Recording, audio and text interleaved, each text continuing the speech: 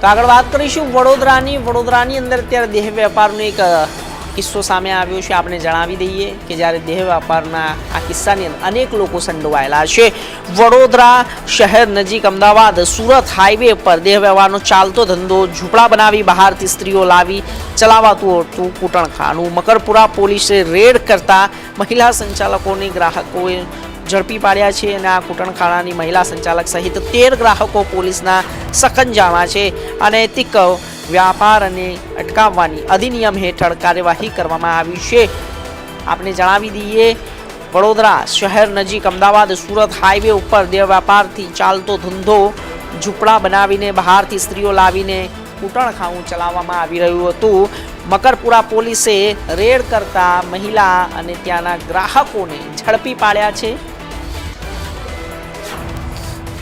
એક મોટી સફળતા પણ હાથ મળી છે। આપને જણાવી દઈએ